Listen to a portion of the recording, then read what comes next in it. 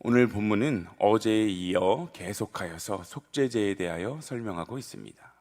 특별히 어제는 제사장과 회중을 위한 속죄제에 대한 소개였다면 오늘은 평민을 위한 속죄제 규례를 이야기합니다. 그들이 죄를 범했을 때 어떤 제물을 가지고 어떤 절차를 지켜야 죄 사함을 받을 수 있었는지를 잘 보여주고 있는데, 이것은 신분에 따라 정해진 제물과 그 의식에 차이점이 있었기 때문입니다. 먼저 22절에서 26절에 평민들의 지도자였던 족장이 부지 중에 죄를 범했을 경우에 드리는 제사 규례를 소개합니다. 이스라엘 백성에게 족장은 중요한 위치였는데, 그들은 하나님의 규례와 말씀을 통치 원리로 삼아서 이스라엘 공동체를 하나님 나라로 세워야 하는 그러한 임무를 가졌던 사람들이기 때문입니다. 이러한 이유로 하나님은 족장들과 같은 사회적 정치적 지도자들의 죄를 다른 일반 평민들보다는 조금 더 무겁게 다루셨습니다. 그들의 죄가 제사장들이나 온 백성이 저지른 죄악보다는 심각하게 다루어지지 않았다 할지라도 일반 평민들의 죄보다는 무겁게 받아들여졌었는데, 평민들이 비교적 구하기 쉬웠던 그 암염소를 제물로 바쳐도 됐던 것에 비해 그 족장들은 흠없는 순염소를 예물로 드려야 했습니다. 본문 24절에서 26절 사이를 보면 족장은 순염소의 머리에 안수하고 번제물을 잡는 곳에서 잡아야 했으며, 또 제사장은 제물의 피를 손가락에 찍어서 번제단 뿔에 바르고 피는 번제단 밑에 쏟고 기름은 화목제 제물의 기름과 같이 제단에서 불태워야 했습니다. 제사장에게 그랬던 것처럼 족장들에게도 전혀 예외는 없었는데, 이것은 하나님 앞에서 범한 그 죄는 누구나 상관없이 하나님께 솔직하게 고백하고 또 죄사함을 받아야 한다는 것입니다. 세상에서는 돈과 힘으로 자신의 죄를 감추는 경우도 허다하지만, 하나님 앞에서는 오직 예수 그리스도를 믿는 믿음만으로 속죄와 그 구원을 얻을 수 있다는 사실을 우리는 반드시 기억하며 살아야 합니다. 본문 27절과 28절에 보면 평민 한 사람이 계명을 범했을 경우 누가 그의 허물을 깨우쳐주면 그는 흠없는 암염소를 제물로 드려야 했습니다. 지도자가 그러했던 것처럼 평민들도 마찬가지로 자기의 죄를 깨닫는 것, 바로 그것이 그 속죄의 시작이었습니다. 이것이 높은 사람이나 낮은 사람이나 하나님의 말씀을 순종해야 하는 이유인데, 그 누구든지 간에 상관없이 하나님의 말씀에서 멀어지게 되면 죄로부터 무감각해진다는 사실을 기억하고 언제나 우리는 죄에 대하여 예민하게 반응할 수 있도록 노력해야 합니다. 제가 군대에 있을 때 GOP 전방에서 1년을 근무했습니다. 그곳에는 대략 6, 7개의 소초에 나누어져서 각 소초마다 한 30명 정도씩 간부들과 병사들이 함께 모여 자신들이 맡은 그 휴전선 구역을 지켜야 했기 때문에 그들이 한꺼번에 주일날 교회에 모여서 예배를 드릴 수는 없었습니다. 그리고 보초 서는 일에 주일이 어디 따로 있었겠습니까? 365일 1초도 쉬지 않고 돌아가면서 근무를 서야 했기 때문에 주일에 근무가 걸리면 만약에 교회가 있었다고 해도 교회에 가기가 어려웠을 것입니다. 그래서 각 소초마다 GOP에는 기독교, 천주교, 불교, 군종병을 세우고 자신들이 시간을 정해서 예배 혹은 미사 이런 종교적인 행위를 하도록 했습니다. 제가 지내던 소초에도 기독교 군종병이 한 명 세워졌는데 그 친구가 하필 저보다 후임이었습니다. 그래서 물론 한 주 두 주 근무에 걸리지 않았을 때에는 억지로라도 그 식당에서 함께 모여 예배할 때 저도 이게 지친 몸을 이끌고 나아가긴 했었는데 점점 귀찮고 피곤해지기 시작했습니다. 그래서 이제 내가 혹시 근무에 다녀와서 자고 있으면 나를 깨우지 말고 그냥 너희들끼리 예배를 진행해라 라고 이야기를 했는데요, 그때부터 자유가 생겨서 처음에는 1주일, 2주일 정도는 그 소그룹 모임, 그 소그룹 예배에 참여하지 못했을 때는 마음에 좀 찔림도 있고 양심의 가책 같은 것도 느껴지기 시작했었는데, 이제 그것도 3주가 지나고 4주가 지나니까 완전히 무감각해져서 제 멋대로 그냥 예배 생활도 하지 않고 지냈었던 그러한 시절이 기억이 났습니다. 제가 사역하다가 경험한 다양한 성도님들도 보면 결석자들에게 신방 전화를 하다 보면 1, 2주 빠질 때에는 굉장히 마음에 걸려 하시고 꼭 다음 주에 나가겠다 이렇게 말씀도 하시고 그러는데, 이제 사정상 여차저차 하다가 3주가 지나고 또 4주가 지나다 보면 영적으로 무감각해져서 장기 결석에 빠지는 분들을 참 많이 보게 되었습니다. 이렇듯 우리는 누가 죄가 깨달아졌을 때 그 즉시 민감하게 반응하는 것, 바로 그것이 너무나도 중요합니다.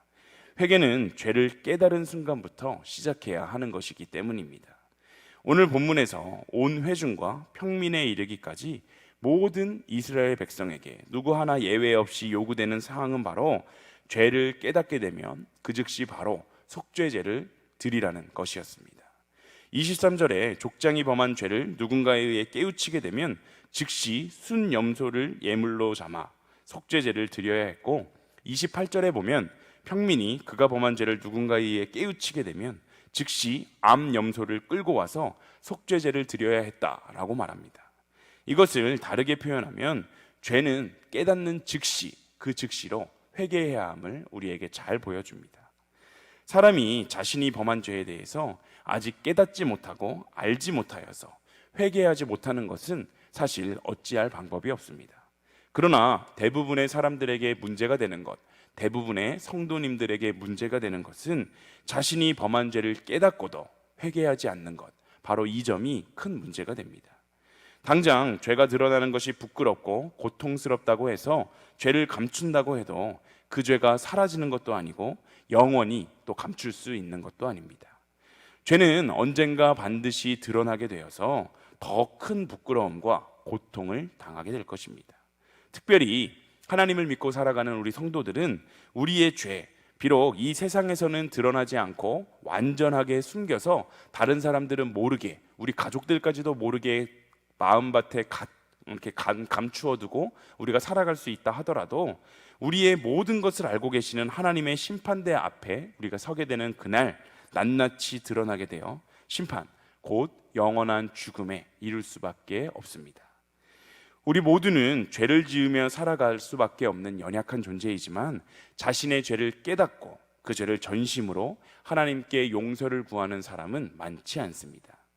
우리아의 아내 밧세바와 간음하고 자신의 충성된 신하 우리아까지도 죽게 만들었던 그러한 다윗이었지만, 그가 위대한 왕으로 하나님께 크게 쓰임받고 지금도 여전히 유명한 이유는 그의 삶에 진정한 회개가 동반되었기 때문입니다.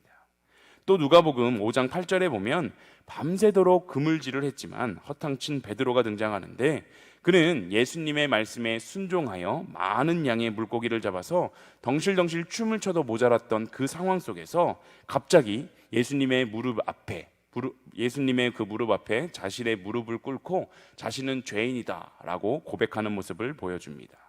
이는 베드로가 예수님의 말씀을 통해 그 기적을 체험했던 그 순간 영의 눈이 열려서 자신이 얼마나 큰 죄인인지를 깨닫고 하나님께 가장 먼저, 예수님 앞에 가장 먼저 회개할 수 있었던 것입니다. 우리가 반드시 기억해야 하는 것은 죄를 짓는 것보다 그 더 무서운 것이 바로 죄를 짓고 나서도 또 죄를 깨닫고 나서도 회개하지 않는 것임을 기억해야 합니다. 세상의 죄는 감옥에 들어가 형량을 다 채우고 나오거나 혹은 붙잡히지 않고 공소시효가 지나버리면 그 죄가 더 이상 죄로 인정되지 않습니다. 그러나 하나님 앞에서 지은 죄는 세월이 지났다고 하여서 없어지는 것도 아니고, 교회에서 열심히 봉사하고 내가 헌금을 많이 했다고 해도 사라지는 것이 아닙니다. 죄를 씻는 방법은 오직 주님 앞에 자신이 지은 죄를 낱낱이 자백하여서 죄를 그리스도의 피로 깨끗이 씻는 그 방법밖에는 없습니다. 우리를 너무나도 사랑하시는 사랑의 하나님이심은 분명하지만 우리의 죄까지도 사랑하시는 분이 아니심을 우리는 반드시 기억해야 합니다. 하나님이 사랑하는 대상은 당신이 창조하신 그 피조물의 대상인 바로 우리들이지, 우리가 지은 죄까지도 사랑하시는 분은 아니시라는 사실을 우리가 깨달아야 한다는 것입니다. 바라기는 우리 이신교회 모든 성도님들이 죄와 치열하게 맞서 싸우셔서 죽기까지 피 흘리며 싸우는 그 영적인 전쟁을 할 수 있는 그러한 성도님들이 되시기를 소망합니다. 회개의 최종 목표는 세상을 향하던 나의 시선, 또 나의 마음, 행동을 예수님께로 맞추고 일평생 그렇게 살아가려는 진정성을 취하는 태도임을 기억하며 회개를 통해 날마다 하나님 나라를 경험하며 살아가시는 우리 일신교회 모든 성도님들이 되시기를 소망합니다. 오늘 본문의 속죄제를 통해 우리가 깨달아야 할 두 가지 종교적인 사실이 또 있습니다. 하나는 모든 인간은 죄를 지을 수밖에 없는 어쩔 수 없이 연약하고 불완전한 존재일 뿐이라는 사실이고, 또 다른 하나는 우리의 스스로의 힘으로 그 구원을 얻을 수 없다는 사실입니다. 구원은 전적으로 하나님의 은혜에 달려 있으며, 또한 구원의 은혜는 예수 그리스도를 통해 나타났다는 그러한 사실입니다. 지도자라고 해도 완전한 사람은 아니었기 때문에 그들도 부지 중에 하나님의 계명에서 벗어날 수 있었습니다. 죄를 범한 족장은 말씀드렸듯이 하나님께 순염소를 제물로 가져왔는데, 그 흠없는 순염소는 죄 없으신 예수 그리스도를 상징합니다. 족장은 순염소의 머리에 안수해 자신의 죄를 희생제물에 전가시켰는데, 예수 그리스도는 우리의 죄를 본인이 직접 다 가져가시고는 십자가에 달려 돌아가셨습니다. 이렇게 죄인의 죄가 깨끗함 받는 길은 오직 예수님의 보혈의 피, 그 피밖에 없다는 사실을 우리는 기억해야 합니다. 이것은 우리에게 구원의 길이 오직 예수 그리스도의 공로뿐이라는 것을 잘 보여줍니다. 로마서 6장 23절에 보면 죄의 삭은 사망이요 라고 말하는데, 즉 죄를 정함받기 위해 제사 드리는 자는 속죄를 위해 자신이 죽을 수는 없으니까 대신 희생제물을 죽여야 했습니다. 속죄받기 위해서는 반드시 죽음이 필요했기 때문입니다.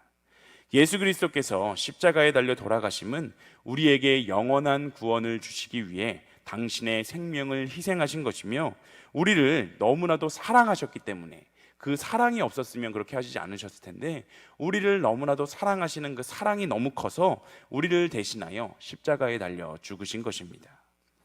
여러분, 하나님은 우리를 너무나도 사랑하십니다.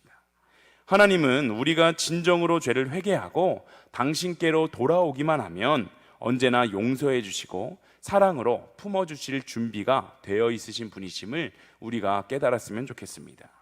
우리는 매일같이 죄와 싸워야 합니다. 아주 치열하고 격렬하게 싸워야 합니다. 결코 죄의 종노릇하지 않으리라 라는 그 마음을 갖고 우리는 매일 기도하고 하루에도 몇 번이고 죄가 떠오를 때마다 회개하면 하나님께서 완전하게 용서해 주신다는 그 사실을 믿을 때 우리의 삶은 진정한 변화가 시작되게 됩니다. 단지 회개를 그치는 것, 바로 그것이 문제가 될 뿐이며, 계속하여 회개하면 우리는 반드시 죄를 이기며 살아갈 수 있다는 사실을 기억해야 하고, 우리가 진정으로 회개하여서 몇 번씩 예수님께서 베푸시는 그 구원의 손길, 하루에도 여러 차례 우리에게 베푸시는 그 구원의 손길을 느끼며 용서받은, 죄 용서함을 받은 감격 속에서 살아갈 수 있어야 합니다. 이사야 55장 6절에서 7절은 하나님에 대해서 이렇게 이야기하는데요, 제가 읽어드리도록 하겠습니다. 너희는 여호와를 만날 만할 때에 찾으라. 가까이 계실 때에 그를 부르라. 악인은 그의 길을, 불의한 자는 그의 생각을 버리고 여호와께로 돌아오라. 그리하면 그가 긍휼히 여기시리라. 우리 하나님께로 돌아오라. 그가 너그럽게 용서하시리라. 아멘. 하나님은 사랑 그 자체이십니다. 늘 죄를 지으며 살아갈 수밖에 없는 우리가 언제든지 하나님께로 돌아와서 죄를 회개하기만 하면 방금 읽어드렸던 그 이사야서 7절 하반절의 말처럼 늘 너그럽게 용서해 주시는 분이십니다. 이 얼마나 기쁜 이야기입니까? 늘 같은 죄를 반복하여 짓는 내 자신을 보며 낙심하고 절망하는 것이 아니라 언제나 우리를 향해 손을 내밀고 계신 그 하나님을 바라볼 수 있어야 합니다. 특별히 오늘 하루도 세상 사람들과는 구별된 모습으로 우리의 삶에서 죄의 문제들과 맞서 싸워 이겨내며, 때론 죄에 무너져서 우리가 낙심하게 될지라도 하나님께 진정한 회개를 통해 깨끗함을 받고 새 힘을 얻으며 살아가시는 일신교회 모든 성도님들이 다 되시기를 간절히 소망합니다. 우리 함께 찬송가 270장 찬양하겠습니다.